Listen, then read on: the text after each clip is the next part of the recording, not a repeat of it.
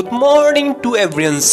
আকৌ পুনৰবাৰ এটি নতুন খণ্ডলৈ আপোনালোকক স্বাগতম যাচিছোঁ।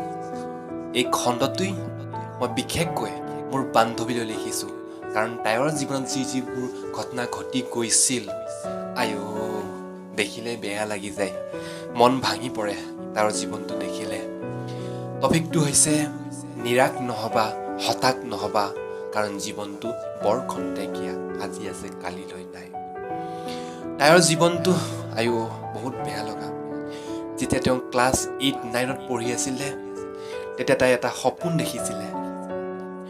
সপোন দেখিছিল, মই ডাঙৰ হৈ এদিন মই ভাল ডক্তৰ হ'ম আৰু মোৰ ওচৰ পৰিয়াল লগতে গাঁওবাসীসকলক মই ভালদৰে চাম। মই এটি সুনাম কঢ়িয়াই আনিম এই ঘৰ পৰিয়ালটোলৈ। এনেকুৱা সপোন দেখিছিল। তেওঁলোকৰ পৰিয়ালটো বহুত ভাল আছিল। মাত্ৰ 5জনীয়া পৰিয়াল আছিল, মা দেউতা, ভাইটি আৰু ভণ্টি আৰু তাই। কিন্তু সেই সপোন মাজতে একেবাৰে ভাঙি সকলোবোৰ শেষ হৈ গ'ল। কাৰণ সেই 9-10 পঢ়ি থকা বয়সত, যেতিয়া 9ৰ পৰা 10 গৈছিল, 9ত পঢ়ি থকা অৱস্থাতে তাই গম পাইছিলে যে মোৰ পেটত কিবা এটা হৈছিল। আৰু যেতিয়া ক্লাছ 10ত পঢ়িছিল, তেতিয়া সেই বিষটো লাহে লাহে বাঢ়ি গৈছিলে। আৰু মাকক তেওঁ বাৰে বাৰে কৈছিলে, মা, মোৰ পেটত কিবা এটা হৈ আছে, মোৰ পেটটো হঠাৎ বিষাই যায়। তাইৰ মাকে ক'লে, ঔষধ খাবা, সকলোবোৰ ঠিক হৈ যাব। তেনেকৈ দিন বাগৰি বাগৰি যেতিয়া হাই ছেকেণ্ডেৰী পালেগৈ, হাই ছেকেণ্ডেৰী ফাৰ্ষ্ট ইয়েৰ পালেগৈ। হাই ছেকেণ্ডেৰী ফাৰ্ষ্ট ইয়েৰ পাওঁতে পেটৰ বিষ বেছি হ'ল। মাকক ক'লে, দেউতাকক ক'লে, দেউতা, মোৰ পেটৰ বিষটো ভালেই নহয়, কিবা এটা উপায় কৰা। তেনেকৈ দিনবোৰ বাগৰি গ'ল। কলেজ নোযোৱা হ'ল।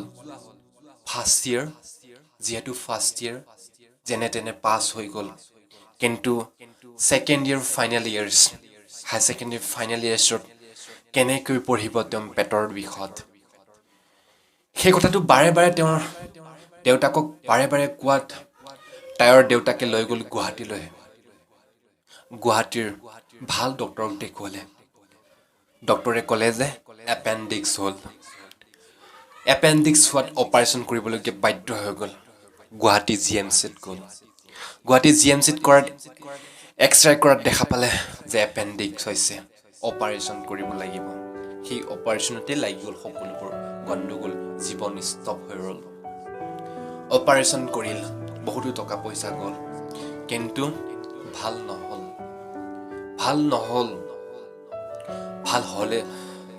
ভাল হ'ল মাত্ৰ পেটৰ বিষ, কিন্তু সকলোবোৰ শেষ হৈ গ'ল। আজি অপাৰেশ্যন হোৱা তাৰ 6 মাহ হ'ল। 6 মাহ হোৱাৰ পিছতো তেওঁ আজি খোজ কাঢ়িব নোৱাৰা হৈ গ'ল। তাই আজি বিকলাংগ নিচিনা হৈ পৰিল। তাই খোজ কাঢ়িব নোৱাৰা হৈ গ'ল আৰু তাই ভাত খাব নোৱাৰা হৈ গ'ল। তেওঁ হজম কৰিব নোৱাৰা হৈ গ'ল। এনে অৱস্থা হৈ গ'ল আৰু তাইৰ সপোনবোৰ ভাঙি ভাঙি ৰৈ গ'ল। আৰু এতিয়া তাই কান্দে, বাৰে বাৰে কান্দি থাকে যে মোৰ সপোনবোৰ কিয় ৰৈ গ'ল, মোৰ সপোনবোৰ কিয় পূৰা নহ'ল। তাই ছায়েন্সৰ ষ্টুডেণ্ট আছিলে আৰু তাই ভাবিছিল এদিন মই ডাক্তৰণী হ'ম, কিবা এটা ভাল কাম কৰিম। তাইৰ মাকো নাৰ্ছ কৰে। সেয়েহে তাইও ভাবিছিল মই জীৱনত ডাঙৰ কিবা এটা কৰিম। কিন্তু কি হ'ল, সকলোবোৰ স্তব্ধ হৈ ৰ'ল। কি কৰিম? সেয়েহে তাই বাৰে বাৰে সদায় দিন ভাঙি পৰে। মই অপাৰেশ্যন কৰিছিলোঁ কিয়? মই ঔষধ খালেই ভাল হ'লহেঁতেন। আজি তাই তেনেকুৱা ভাবি থাকে। মোক বহুত বেয়া লাগে। সেয়ে মই তাইক কৈছোঁ, হে ৰেবিকা, শুনা, তুমি ভাল হ'বা। তুমি অতি সোনকালে তুমি ভাল হৈ যাবা আৰু তোমাৰ সেই সপোনবোৰ পূৰ্ণ হ'ব। তুমি জাষ্ট নিৰাশ নহবা, হতাশ নহবা, কাৰণ জীৱনটো বৰ খন্তেকীয়া। আজি পাৰ হৈ গৈছে, কালি পাৰ হৈ গৈছে, সদায় দিন পাৰ হৈ গৈ আছে, এটা এটা মুহূৰ্ত পাৰ হৈ গৈছে। কাৰণ জীৱনটো বৰ খন্তেকীয়া হোৱা হেতুকে তুমি এটা এটা মুহূৰ্ত তুমি আনন্দৰে পাৰ কৰা। যেনেকৈ তুমি আগতে পাৰ কৰি গৈছিলা, তেনেকৈ আজিও পাৰ কৰি যোৱা। তোমাৰ সেই সপোন পূৰ্ণ হ'বই, তুমি চিন্তা নকৰিবা। তোমাৰ সেই সপোন কেতিয়াও অথলে নাযাব, বিফলে নাযাব।